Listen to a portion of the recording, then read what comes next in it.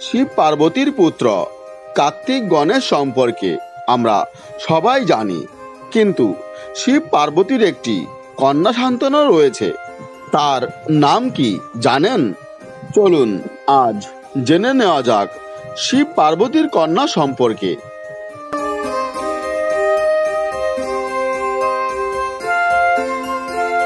বিভিন্ন পুরাণে শিবের এক কন্যার উল্লেখ পাওয়া যায়। তার নাম অশোক সুন্দরী।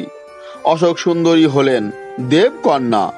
পদ্ম পুরাণে অশোক সুন্দরীর জন্মের কাহিনী উল্লেখ রয়েছে। পুরাণ অনুযায়ী তিনি নহুষের স্ত্রী। অশোক সুন্দরীর 6 পুত্র ও 100 পুত্রী রয়েছে।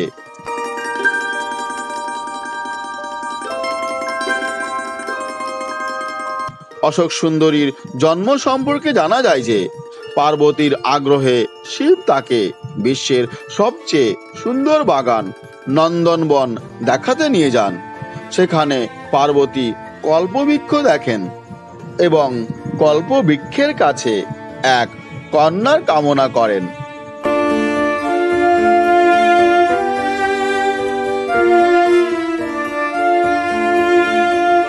তখন কল্পবৃক্ষ অশোক সুন্দরীর রচনা করেন।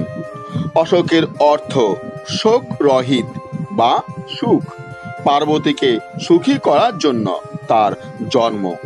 আবার অত্যন্ত সুন্দর ছিল সেই কন্যা, তাই তার নাম হয় অশোক সুন্দরী। পার্বতী তাকে আশীর্বাদ দেন যে দেবরাজ ইন্দ্রের মতো শক্তিশালী পুরুষের সঙ্গে তার বিবাহ হবে।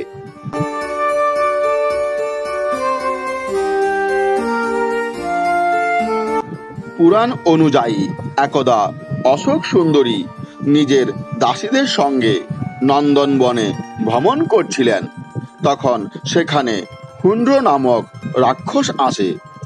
অশোক সুন্দরীর ওপর মোহিত হয়ে পড়ে সেই রাক্ষস। তাকে বিবাহের প্রস্তাব দেয় হুন্ড্র।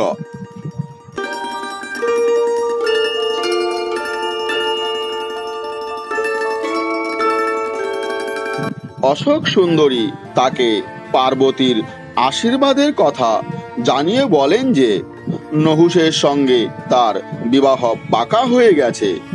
এ কথা জানার পর হুন্ড নহুষকে হত্যা করতে প্রস্তুত হয়। তখন অশোক সুন্দরী সেই রাক্ষসকে অভিশাপ দেন যে তার মৃত্যু নহুষের হাতেই হবে।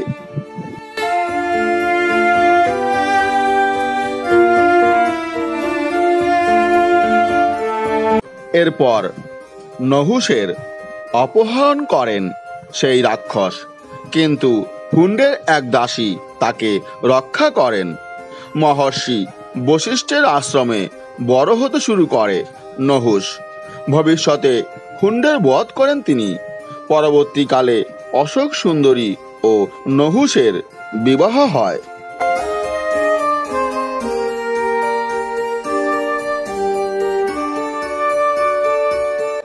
যজাতির মতো বীর পুত্র ও 100 রূপবতীর কন্যার মা হন অশোক সুন্দরী। ইন্দ্রের অভাবে নহুষ অস্থায়ীভাবে স্বর্গলোকের কার্য পরিচালনা করেন। পরবর্তীকালে অহংকারের কারণে এক অভিশাপেই তার পতনের কারণ হয়ে দাঁড়ায়।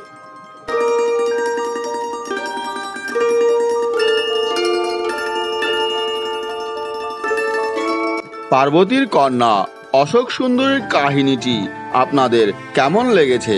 যদি ভালো লেগে থাকে তাহলে অবশ্যই ভিডিওটি লাইক, শেয়ার এবং কমেন্ট করবেন। আর হ্যাঁ বন্ধুরা, চ্যানেলটি অবশ্যই সাবস্ক্রাইব করবেন।